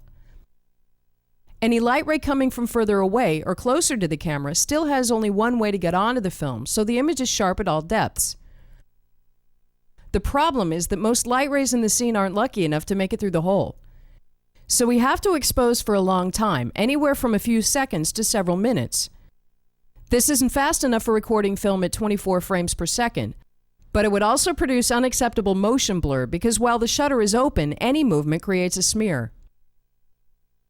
To get more light onto the film, we need to open up the hole or aperture. But a larger aperture also gives light more than one way to get onto the film. So light coming from this point on the vase now hits the film in this whole area, producing blurriness. If we want a more open aperture, we need a lens to focus the light. As we look at this lens diagram, it's best to forget the diagram from the focal length chapter.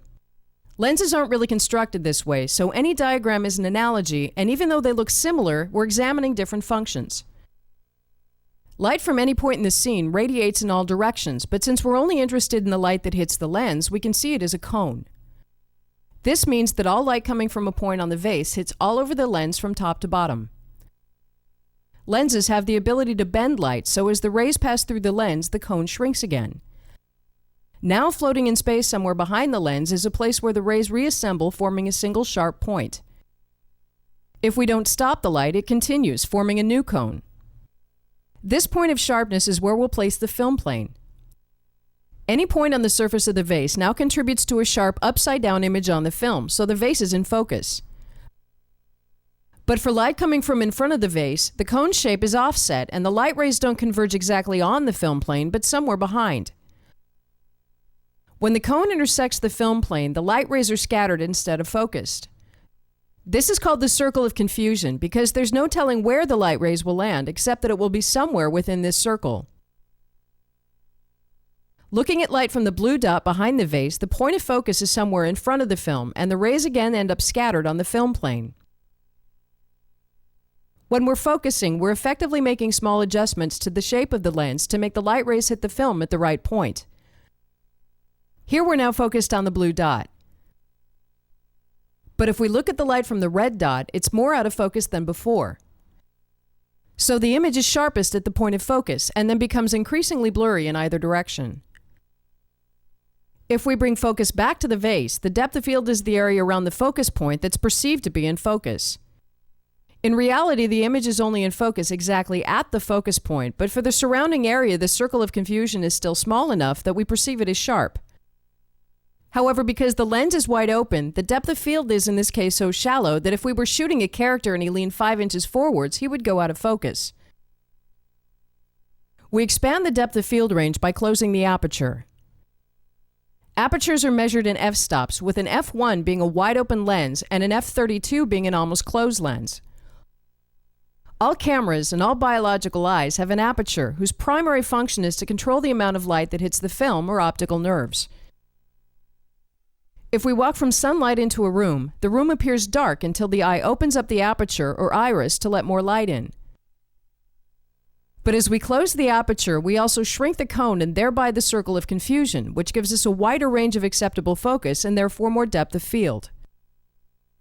Here the vase is still in focus, and if we sample the red dot, the circle of confusion is much smaller than before. With a very small aperture, we're back to a pinhole camera. But since we're now getting less light, we either have to use a more sensitive film or a slower shutter. So the drawback to asking for much of the scene to be in focus is that we risk needing too much light or getting too much motion blur, and so depth of field can be a problem in very dark scenes. But sometimes we're deliberately trying to make the depth of field more shallow in order to single out a character and blur out the background and foreground. Here we again want to single out the vase, but if we're shooting in a bright place like outdoors, we need to limit the light or we'd overexpose the film. If we limit the light with the aperture, we'll make the entire scene sharper. If we speed up the shutter, we'll also get less light on the film, but instead get potential strobing because of the lack of motion blur, which we usually need a little bit of. We can also put what's called neutral density filters, or NDs, in front of the lens, which filters out some of the light without changing its color. We can now open the aperture a little more. By adding another ND, we can open the aperture a little more. Sometimes a whole stack is needed to get the aperture wide open in bright light. On 35mm film, it's fairly easy to get a shallow depth of field, and we're often shooting with the lens half closed, or the effect is simply too much. But if we're shooting a smaller format, for example digital video, the film plane is instead an electronic chip often only 2/3 of an inch or smaller. This means that everything else, including lens and aperture, is also smaller, and we're much closer to being a pinhole camera. Digital video is notorious for having too much depth of field. In order to get any kind of depth blur at all, we often need to shoot with the lens consistently wide open and control the exposure using only the shutter and by slapping NDs in front. Another way to get more shallow depth of field is to use a longer focal length. As with perspective, longer focal lengths don't actually change the image, they simply magnify part of it. So if we zoom in on part of an image, we get the appearance of more depth blur, but the depth of field is really the same. So for shooting digital, it helps to set up further back and zoom in more. That and shooting with the lens wide open are the simplest ways to make that medium look like film. Depth of field is such an abstract thing that it can sometimes be hard to communicate. It doesn't make sense for us to start talking in f-stops and shutter speeds, but we need to understand the variables involved. One way to communicate depth of field is to have a small collection of prints with varying degrees of focus that we can show to the cinematographer for reference. Another way is to physically show the range on the set that we want in acceptable focus, for instance from here to here. But perhaps the best way is to show on the field monitor the size of the blur we want. Here we'll say that we want the background blur this tall, in which case the cinematographer will balance all the variables. If we're shooting film, all we can do next is cross our fingers, but if we're shooting digital, we can see the final result on the monitor and make judgments right away, which is a big plus of that medium. Finally, let's talk about the shape of the blur itself. Often the aperture is not a circle, but instead a polygon created by a number of blades that rotate inwards to close the aperture. That means that in this case, the circle of confusion is really an octagon of confusion. This is not so visible on an even background like this shot of a sofa, but it's very visible on a background with distinct highlights. Here the blur takes on the shape of the aperture itself, so if we know we want a shot like this, which can be extremely decorative, it might make sense to request an aperture with a certain shape ahead of time. When we're blurring out bright lights, we additionally introduce a phenomenon called bloom, where the out-of-focus lights come out brighter than if they were in focus. The reason is that when we're in focus, the bright lights are actually overexposing the film. If the film can record any shade from, let's say, 0 to 50 light units, anything brighter will simply show as maximum brightness no matter how bright it is. But when we're out of focus, that extra brightness the film couldn't handle in a single point now gets spread over a much larger area of the film, so we get to see the truer brightness of the lights. Blurred out point lights create a subtle magic when they're out of focus, and intentionally placing highlights in an out-of-focus background is a great trick to remember.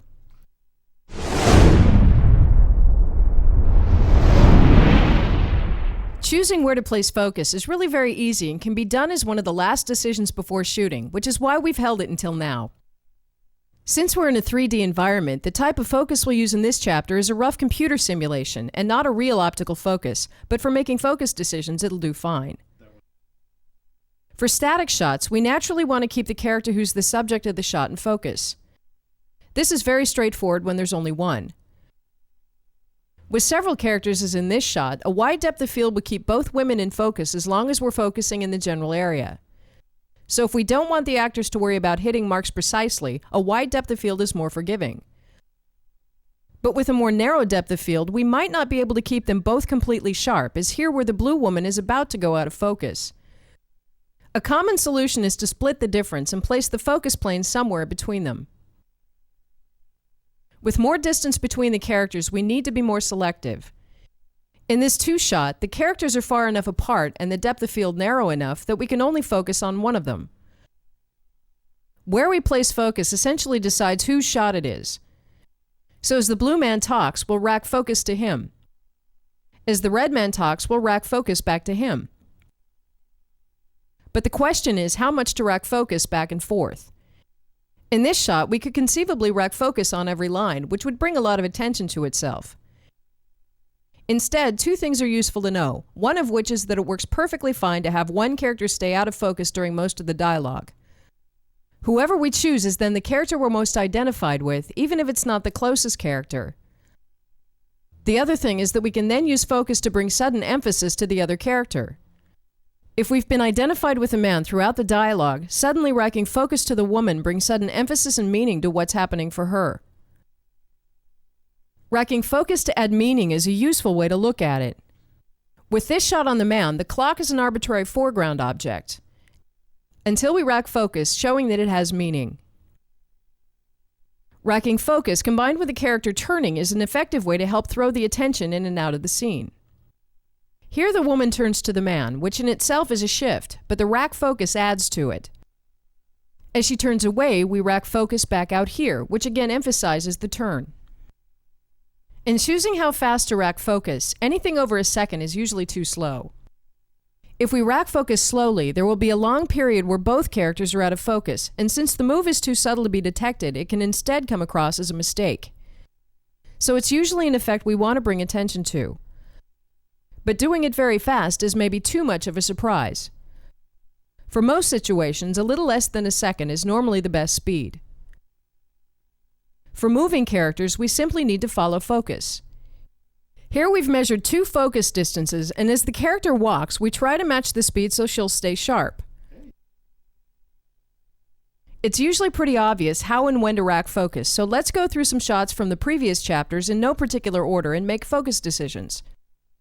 Starting in a static shot, here we'll just put focus on the central characters and let the extras in front and behind blur out a little. In the scene with the quicksand, we'll keep focus on the characters walking. The sign is still readable, but we'll rack focus to it to add meaning. In the scene with the bank robbers preparing a heist, we'll start with focus on the characters whose faces we can see. As the man walks over to be private, we'll follow focus on him. The other characters turn and we rack focus to them. Then back to the man for reaction, then back on the other characters again. This shot is the one where the blue woman steps into the foreground. For the entire shot, we'll keep focus on the blue man and the patient because there would be no sense in placing focus on the back of her head. In the longer scene in the hospital, in this shot we'll just put a permanent focus on the blue man. In this shot, we'll lay focus on the woman. As the man walks and talks in the background, we'll leave him out of focus. In this shot where he steps in, we'll put permanent focus on the foreground plane. Back on the woman, she walks over, and we follow focus or she would quickly get blurry. Back in this shot, which now becomes a right-angle master with the patient in the background, we'll keep the focus in the foreground. But as the patient moves, rack focus to him. We rack focus back to the doctors as they discover him moving. Then follow focus as they walk over to the patient. In this shot, we need both the doctor and the patient in focus, so we'll use a wider depth of field and split the difference. In this shot, we'll put focus on the woman, but as she walks out, rack focus to the patient. Back in this shot, the woman steps into the background, but we're keeping focus in the foreground. Until she turns. And we follow focus as she walks forwards, ending up splitting the difference. The amount of focus racking we did in this scene is maybe overkill, but it almost automatically enhances shots that were simply staged for depth. In this scene, the blue woman steps into the background before she's needed, but we keep her out of focus, which adds to the assumption that she's an extra. As she turns to talk, we rack focus to her. Here we're with the detectives looking for clues. Initially, we'll place focus on them, but we can still make out the soda cans in the foreground. When the red woman discovers the sodas, we rack focus to them. As she talks to the red man, we rack focus to him. Then follow focus with him as he steps closer. This is the scene where the man steps in and out, so we'll simply rack focus to him when he's in the foreground. And back on the woman when he steps out. When he steps back in, we rack focus out on him again. These effects are simply a byproduct of deep stops, and as long as we stage for depth, they'll come by automatically. Here we're focused on the woman. As the man stands up into the shot, we rack focus to him. With added focus, deep inserts almost create 2 separate shots in one. Here we're focused on the pendulum. As it lifts out, we rack focus to the woman. By the same token, if this is where we start, the man will lower the pendulum and we rack focus, creating an almost separate shot. In this deep reveal, we're starting on the man, but as he walks out, we naturally rack focus to the woman in the background. So racking focus is so easy to both do and stage for that it's almost a non-issue. Finally, revisiting the scene based on deep stops, we're starting with focus on the woman, then rack focus to the man as he steps in. And back on the woman as he steps out. Over here on the blue man, we'll keep focus on him as the red man steps in. For the shot where the woman stands up, the extra in the background isn't important enough for a focus shift, so we'll keep focus on the foreground plane. In this shot, we're keeping focus on the man's plane, also as the woman steps in. And as the blue man steps in, the man's plane is still the most interesting one.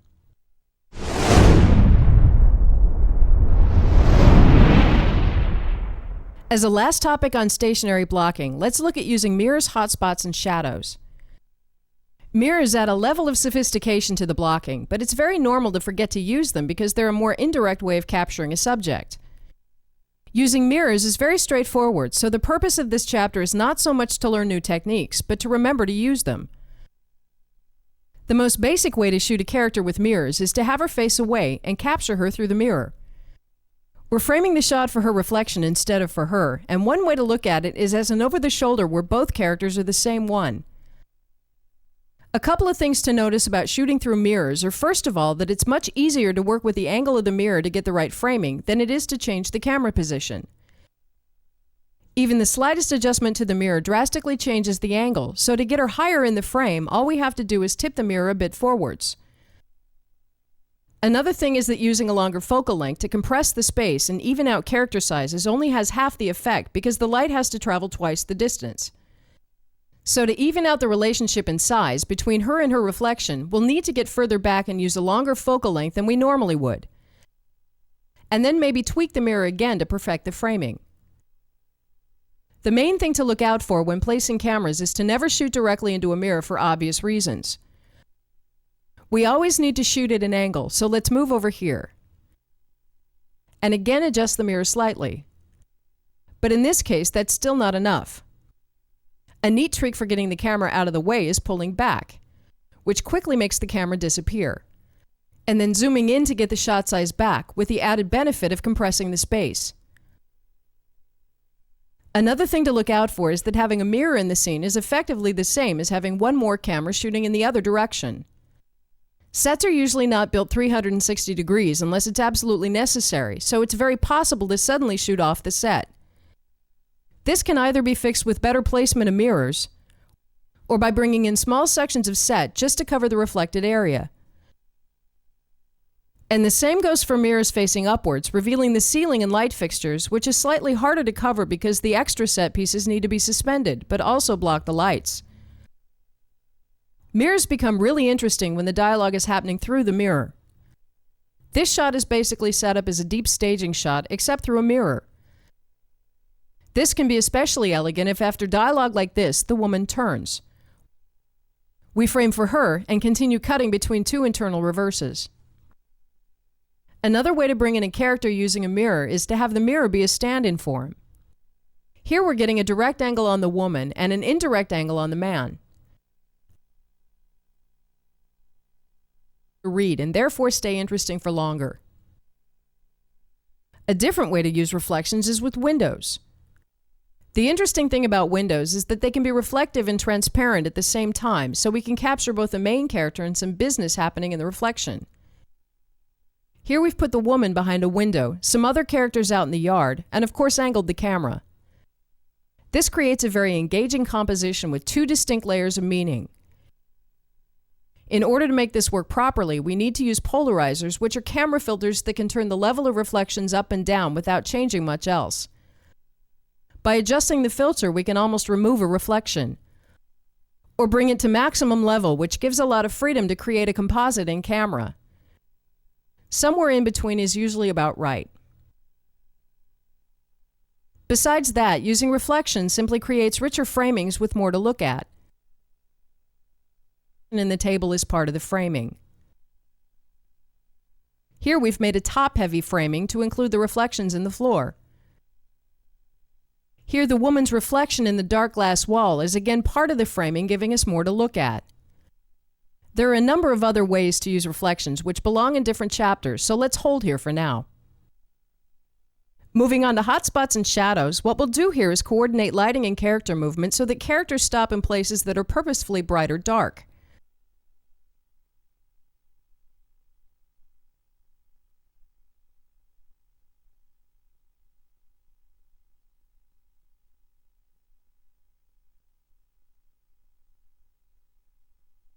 Standing in a hotspot shows a willingness or desire can use to bring emphasis or importance, but it also means that he's more exposed, so standing in a hotspot either means that the character is courageous enough to be seen, or that he's put submissively on the spot while other characters stand in the safety of darkness. Standing in a shadow shows an unwillingness to be seen and usually involves some form of shame or hiding. So as the man talks about a painful childhood memory, let's have him step out of the hot spot and into a shadow, which very effectively shows him shying away. As the woman forgets about her own reason for hiding and steps forward to comfort him, let's have her stop in the hot spot, making her the more open and revealed one. Hot spots and shadows work on the same principles as intimacy, honesty, and power, and they can be just as easy to detect in a script, so let's look at how to build them into the blocking. Some hotspots and shadows are caused by the set design, but since the set and lighting are often completely flexible, it makes sense to actually ask for specific lighting to be built into the production design if we know we can use it. Then we simply plan the stops around the lighting as we did here. But we can just as easily create artificial hotspots or shadows. Unless a lighting tweak is completely unmotivated and illogical for the scene, we usually have a lot of freedom because who knows which light sources or obstructions are outside the frame. So as the man has walked over here, let's decide to make this a shadow and bring in something to block the main light. Starting back at the table, the man walks away and steps into a shade that's completely plausible. The only time it's not plausible is when we've both seen and remembered a wide master and know for a fact that there's no shadow there. Here we've created the shadow by bringing in a flag, which creates a hard edge, but we could just as well have brought down the light in that area of the set, creating a softer shadow. By the same token, we can usually create hotspots where we want them because there's no telling which light sources could be outside the frame. Here the set is fairly dim, and repeating the move from before, there's no change. So let's bring up a light for a second stop. And let's also create a couple of arbitrary hotspots deeper into the scene so it doesn't stand on its own, although it's not crucial. Starting again from the first stop, the scene is dark except for a couple of streaks. The man walks over and steps into a completely credible hotspot. So it's fairly straightforward to make up hotspots and shadows on the fly as well.